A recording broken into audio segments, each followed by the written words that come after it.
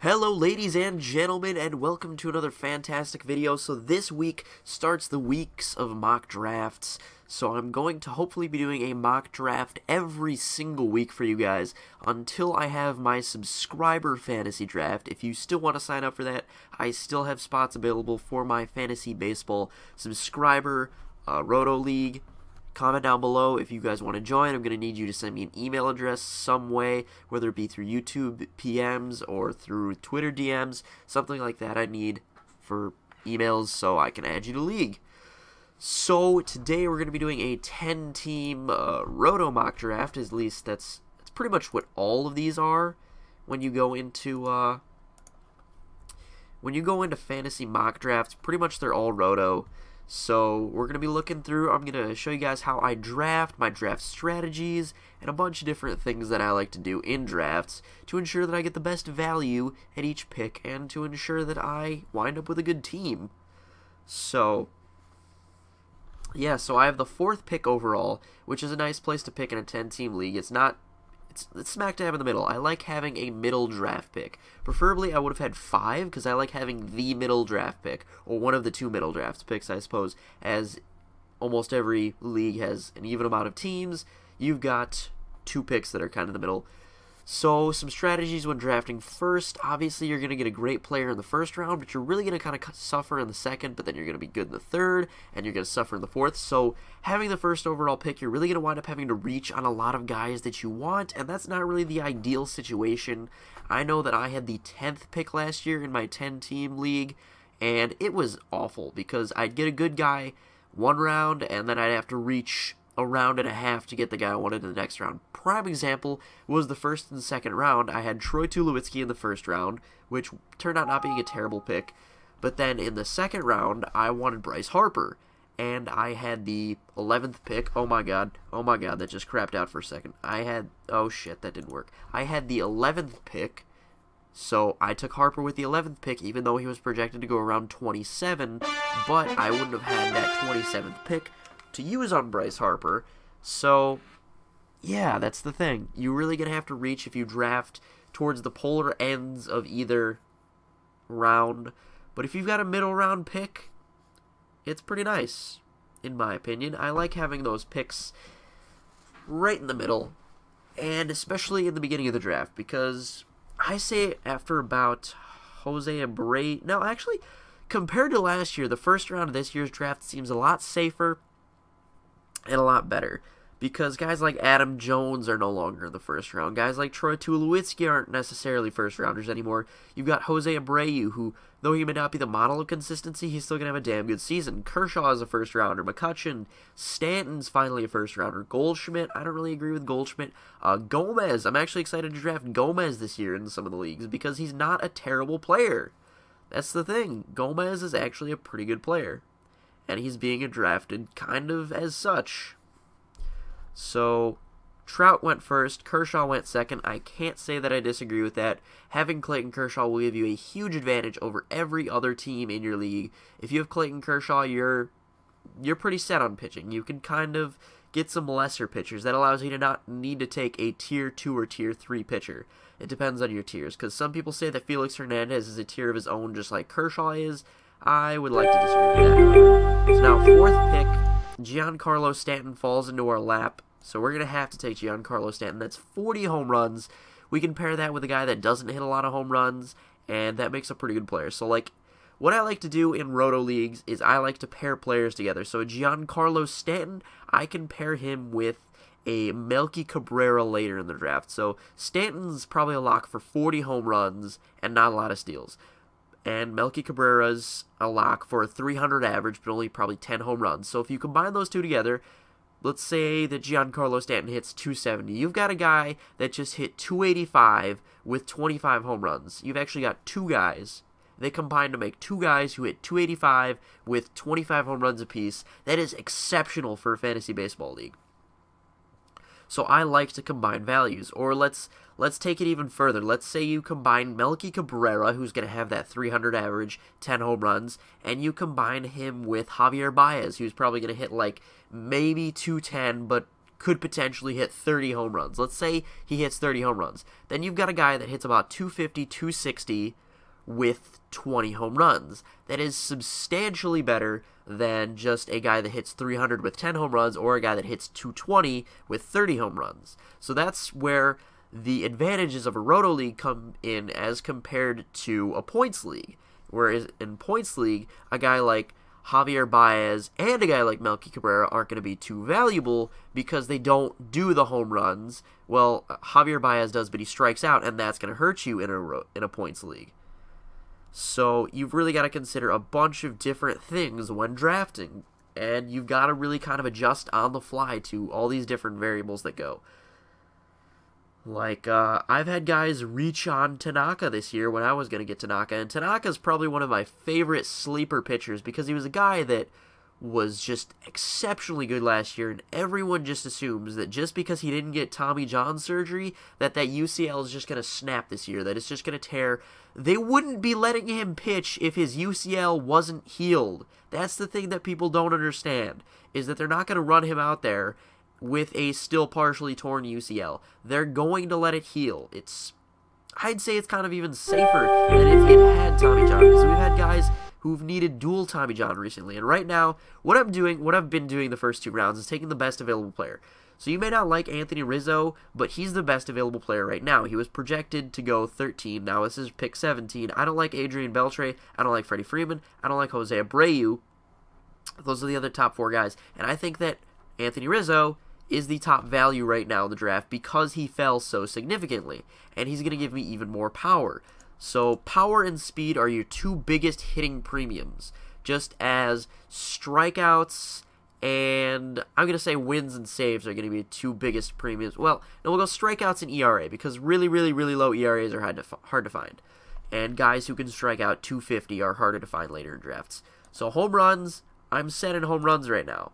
Runs, I'm in the middle of the pack. RBIs, I'm really close to the top. Stolen bases, not so much. Average, I'm towards the bottom in average. And I'm not going to try to tank that. I'm not going to try to tank the category of average, but I'm going to try to get some guys later in the draft who are just good for average and for steals. So there's so many guys you can target later in the draft to try to compensate for other categories. Perfect example, as I already said, Adam Eaton. Or not Adam Eaton, Melky Cabrera, and my other example was going to be Adam Eaton. Adam Eaton is a guy that is going to hit you a 300 batting average. Guaranteed, I guarantee it. Adam Eaton will get you a 300 batting average, and he's also a guy that could potentially steal 30 bases and maybe hit 5 or 6 home runs. And when you're talking the fact that he's going past pick 200, that is exceptional value for a guy that can do that to you. That means that you're able to take a Giancarlo Stanton in the first round, not have to worry about his average or lack of stolen bases, because you can combine him with a Adam Eaton, and then you got 2 players that I'm going to use the same thing that I did with Melky Cabrera, except a little bit differently. So let's say that, as I said earlier, Giancarlo Stanton hits 40 home runs with a 270 average, and we'll say that Adam Eaton steals 30 bases with a 300 average. You now have a hitter that hit 285 with 20. You have 2 hitters that hit 285 with 20 home runs and 15 stolen bases apiece, and that is exceptional in a Roto League, considering that power is at such a premium and stolen bases are at such a premium, and you're not hurting your average at all. You're not going with a one-dimensional player like a Billy Hamilton who could easily hit you 240 and steal you 60 bases, but still he's going to tank you in average. So there's a lot of different things you have to consider when drafting, and that is one of the big ones. And I don't know how far into this video we are. I think we started at like 9:58, I think is exactly when the draft started. So I'm going to try to only make this like a 10 to 15 minute video. Hopefully I'm going to get through the first 10 rounds to show you guys my opening draft strategies, where I would start drafting guys, and obviously this all depends on your league, where guys are getting taken. Anthony Rizzo might have been a first-round draft pick in your league. Miguel Cabrera might have gone number 2 overall in your league. It all depends on what the best value is. So I'd say for your first 3 rounds, take the best available talent, unless it is Victor Martinez, because Victor Martinez should not go pick 22, considering he's going to miss at least a month of the season, and probably more, because his knees are really starting to wear down. So best available talent, I didn't realize I was on the clock. So you got Jose Altuve, Chris Sale, Michael Brantley. So I don't have any pitchers so far, so most people would say, hey, go with Chris Sale, go with David Price here. But then again, you've got Jose Altuve, and I'm not the biggest fan of Jose Altuve, but he's a guy that's going to get you average and a lot of steals. And he's like early round Adam Eaton in my opinion, but it's second base. Second base is a thin position, so this is a perfect time to take Jose Altuve because he dropped 5 spots in value. And while I'm not going to get that Chris Sale type pitcher, even though Chris Sale may be falling down draft boards, considering he broke a bone in his foot during spring training, but he should be ready to go by the opening of the season, I am trying to get the greatest available value out of each and every pick, and Jose Altuve right there, in my opinion, was a great value pick because he's a guy that's playing a very thin position, in my opinion. And in terms of good players, he's playing a thin position and playing it exceptionally well. So now let's take a look at the standings. Runs, I'm at the top in runs just because of that Jose Altuve pick. Home runs, I'm still at the top. RBI, I'm still very high at the top. Stolen bases, Jose Altuve put me over the top in stolen bases. Average, I'm still middle of the pack in stolen bases, but I'm only about 11 points behind, well, 21 points behind the top guy. And the top guy, I'm willing to bet, has like 2, maybe 3. So we'll check Team Swinson, and we're actually going to see how many hitters he has. Yeah, he has Buster Posey and Victor Martinez. That's all he has. He has 2 guys that are going to hit for a high average, so obviously he's going to have exceptional average. That's the other thing. If you're looking at standings this early in the draft, you're just going to psych yourself out because you're going to see the guys are just dominating you in some categories, and that may be because they have 7 hitters in the 7th round, and you have 4 hitters and 3 pitchers. Obviously, you're not going to be topping them in runs, home runs, RBIs, that sort of thing. They're going to be beating you, so you can't look at that too early. You just have to look at your own team and what you can get as the greatest available talent. Now, round 4, if you've not drafted a pitcher by round 4, I highly suggest that you get a pitcher. If you've not drafted a hitter by round 4, I highly suggest that you draft a hitter. And I know it doesn't come up often that you don't have a hitter by round 4, but I actually had a mock draft earlier today that I was going to record and upload that I did not have a hitter by round 4. I had Clayton Kershaw, I had Max Scherzer, and I had Zach Greinke, and those were 3 amazing value picks in my opinion. And those were guys that I got at exceptionally good value. So those guys were guys I couldn't pass up. With that, I could just streamline pitchers for the rest of the season and be fine. So right now I'm looking at these guys. Corey Kluber is the best available value at this point, but I kind of don't believe that we're going to see the same Corey Kluber that we saw last year. Justin Upton would be another one, but I need to go pitcher here, so I'm going to reach a little bit on Zach Greinke because I have faith that Zach Greinke is going to be a fantastic pitcher this year. He's going to have the wins, he's going to have the ERA, he's going to have strikeouts. So Zach Greinke, I'd be perfectly fine having him as a number 1. However, because Zach Greinke is my number 1 and not a guy like Chris Sale, like Clayton Kershaw, like Felix Hernandez, I'm going to try to go with 2 of these tier 2 pitchers. So the guy I'm going to be targeting in the next round is Yu Darvish, but as with every single round, you want to have a backup in case your pick isn't there that is a little bit later that you can reach on. So if Yu Darvish isn't here when it comes to my pick, I'm going to try to target Jordan Zimmermann. If Jordan Zimmermann is not here, I'm going to target John Lester because those are the order that I feel those guys should be taken. So now it's just kind of a waiting game. That's the other thing about drafts is they take a hell of a long time sometimes when waiting. So we may not get through those first 10 rounds. It may be just the first 5 or 6 rounds in this one. But even then, it's going to give you guys a little bit of insight as to what you should be doing early because early rounds are probably the most difficult rounds to draft in. In the late rounds, in rounds like 15 through 20, you're kind of just throwing stones and hope that you hit someone good. That's really what you're doing. And I can actually talk about my draft last year a little bit. So my draft last year, it was a 10-team head-to-head points league, and it was my first year playing fantasy baseball. I was just all about the sleepers. I knew just about every sleeper that people were talking about. I knew I had my own sleepers, and I was just waiting on those guys, and it turned out exceptionally well for me. I took a guy like Troy Tulowitzki in the first round, and it wound up helping me more than it hurt me.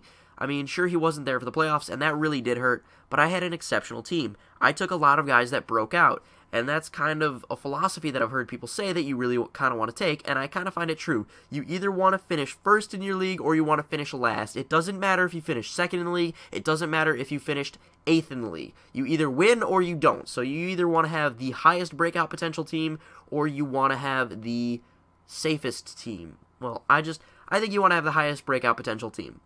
Period. Because if you're the highest breakout potential team, you have a good chance of winning the league.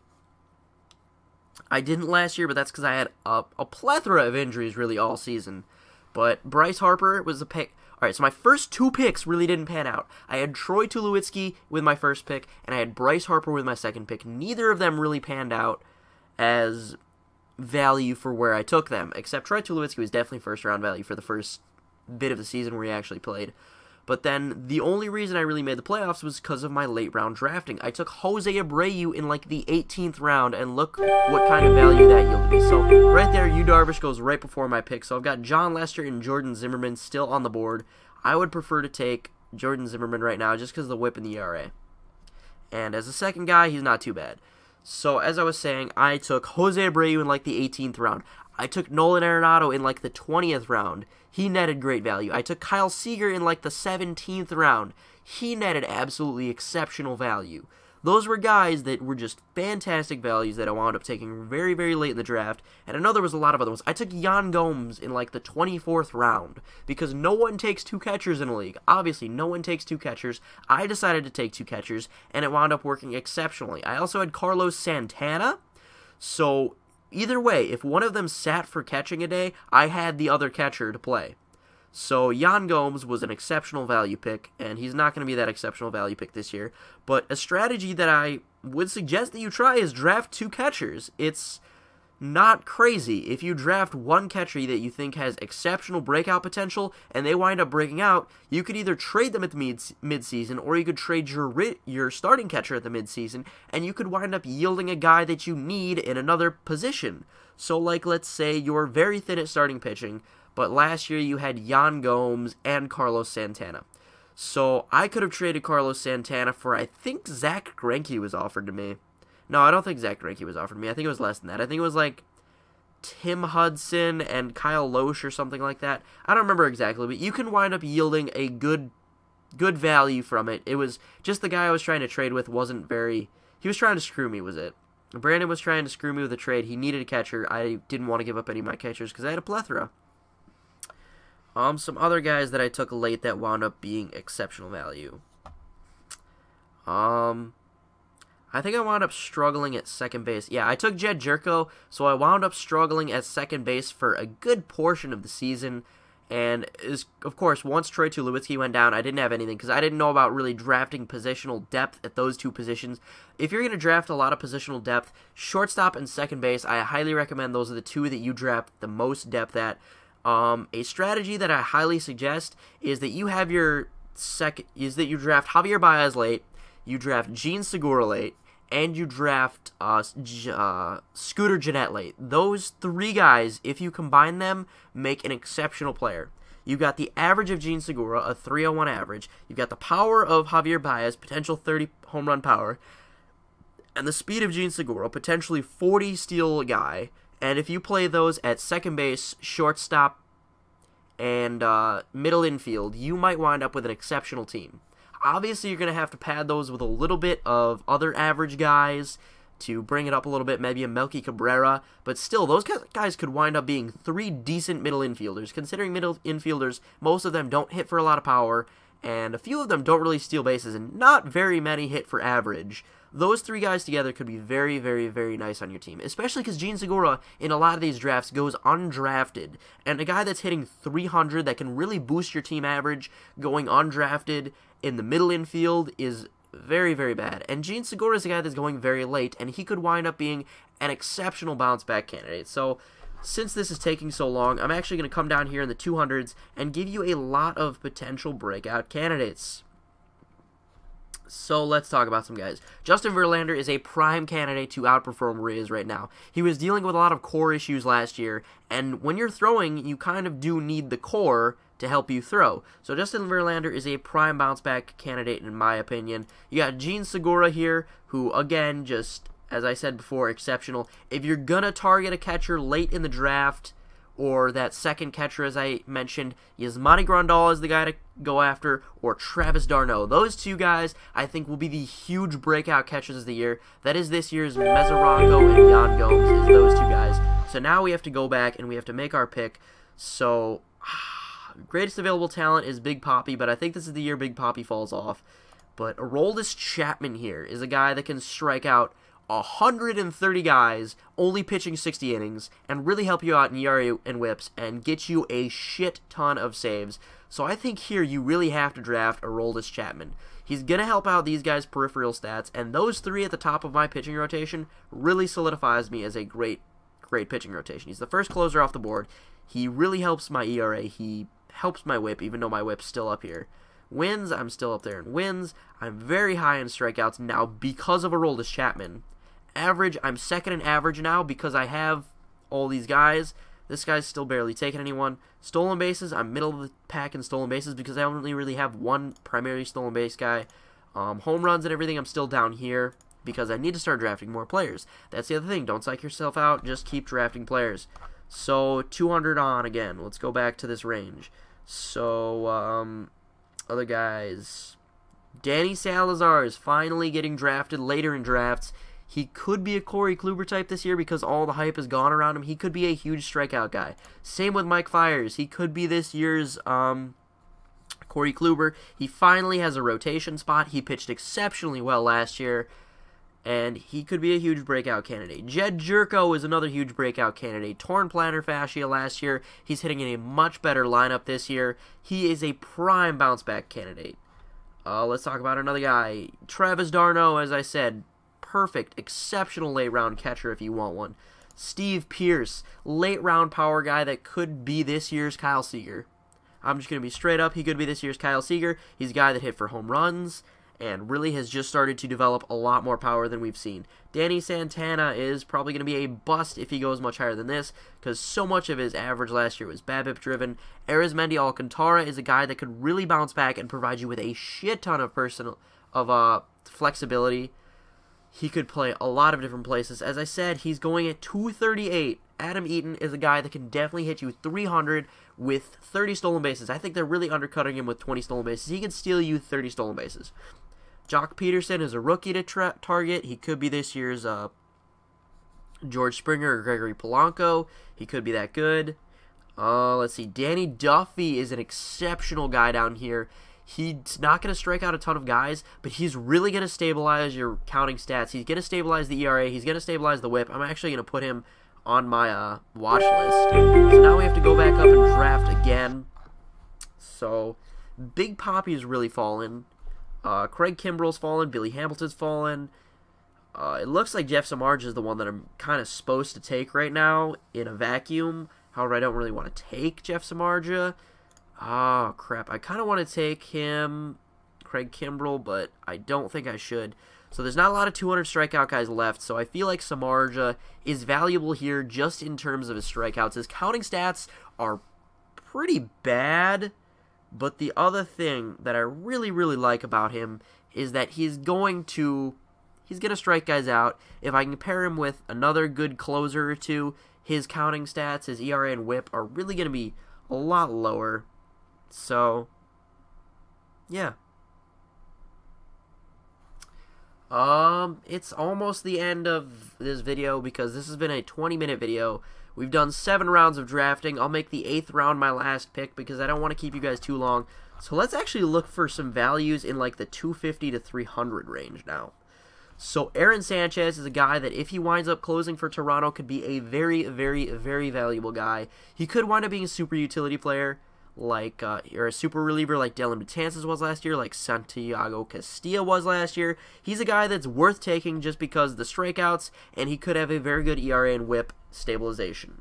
Rougned Odor is a guy that could really shoot up draft boards this year because he's at second base. He's going to steal a decent amount of bases. He's going to hit a few home runs, and he's going to hit for some average, and he's got no contention for the second base spot now with Jerickson Profar out. Steven Souza, he could be pretty decent this year. He was a real late bloomer in the minors, and he could be fantastic this year. That's all you have to say about him. Derek Holland is a guy that is being drafted way too low. He's only being drafted so low because he was not really good last year. He didn't play last year because he tore a ligament in his knee, if I'm not mistaken. He had some sort of knee injury, so he's a guy that's huge bounce back candidate this year. Chris Davis is a sneaky 20-homer guy in the late rounds that might not sink your average. He had a very poor average last year, but if you look back at 2013, he hit around 260, and I think that's really the hitter that he is. He just was really slumping last year at times because that whole Brewers team really seemed to slump the last month of the season. So I think he can really perform a lot better than this projection for him. But Nate Eovaldi is another guy that I really like. He could strike out 200 guys. He could be your sleeper 200 strikeout guy. He could definitely bring that ERA and whip lower, although he does play in the AL East, so that's a little hard. Now, Scooter Gennett is the guy I was talking about also. 10-10. 10 homers, 10 stolen bases is a projection for him, but also he could easily hit 300. And he's a middle infielder going at 265. He's a guy that you really need to take. So now we need to go back up and make another draft pick. Billy Hamilton really has fallen down in this draft. He's in a more appropriate range. So right now I'm really tempted to go between Nolan Arenado and Matt Harvey. Most drafts I would probably go with Nolan Arenado, but I'm going to go with Matt Harvey here just because it stabilizes my pitching staff a little bit more, gets me a lot more strikeouts. So we're going to take a look at me in terms of where I'm ranking pitching. So I am like one of the top pitching teams. All these other ERAs and whips will get stabilized as more crappy pitchers get taken. So I'm ranked as the 3rd team in this Roto League right now. So I'm perfectly happy with my draft. I don't know how I just got clicked onto Team T. Yeah, there we go. So you have Rizzo in the first, or Giancarlo Stanton in the first, Rizzo in the second, Altuve in the third, and then Greinke, Zimmerman, Chapman, Samardzija, Harvey. I would recommend drafting a lot of hitters from here on out because elite hitters are hard to come by, but elite pitchers are not too hard to come by. Evidence Corey Kluber last year. And so I want to thank you guys for watching. If you did enjoy, as always, I encourage you to leave a rating, comment down below, let me know what you guys thought of this episode. If you thought I missed out on some potential values, if you thought that my assessment of guys' values was a little off, let me know. And as always, I want to thank you guys for watching, and I will see you guys later.